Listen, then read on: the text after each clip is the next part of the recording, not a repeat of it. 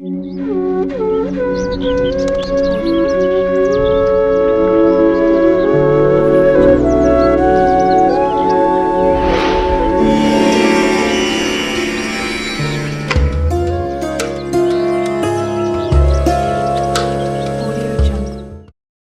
అనేది ప్రాణాంతక పరిస్థితి. అకస్మాత్తుగా వచ్చేస్తుంది.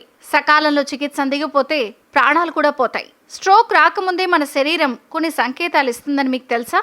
అవును, స్ట్రోక్ కి ముందు శరీరంలో కొన్ని లక్షణాలు కనిపిస్తాయి. దురదృష్టవశాత్తు చాలా మంది ఈ సంకేతాలను పట్టించుకోరు. జాగ్రత్తగా ఉంటే కాపాడుకోవచ్చు, అజాగ్రత్తగా ఉంటే ప్రాణాలతో చెలగాటమాడినట్టే.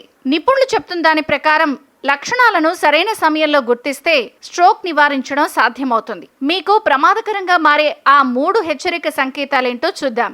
ఒక వ్యక్తి శరీరం ఒకవైపున, ముఖ్యంగా ముఖం, చేతులు లేదా కాళ్లలో అకస్మాత్తుగా బలహీనత లేదా జలధరింపు అనిపిస్తే అది స్ట్రోక్ కి సంకేతం కావచ్చు. చాలాసార్లు ప్రజలు దీన్ని సాధారణ బలహీనత లేదా అలసటగా భావిస్తారు, కానీ ఈ లక్షణం ప్రమాదకరమైంది. ఒక వ్యక్తి అకస్మాత్తుగా మాట్లాడటంలో ఇబ్బంది లేదా ఎవరైనా చెప్పేది అర్థం చేసుకోవడంలో ఇబ్బంది ఉంటే దాన్ని తేలిగ్గా తీసుకోకండి. ఇది మెదడులో రక్త ప్రసరణకు అంతరాయం కలిగించే సంకేతం అవుతుంది. దీని తర్వాత స్ట్రోక్ కు దారితీయచ్చు. పదాలను సరిగ్గా ఉచ్చరించలేకపోయినా ప్రమాదమే. చాలా మంది స్ట్రోక్ కి ముందు అకస్మాత్తుగా తీవ్రమైన తలనొప్పి ఉంటుంది. ముఖ్యంగా వాంతులు లేదా మైకంతో కూడిన సమస్యను ఎదుర్కోవచ్చు.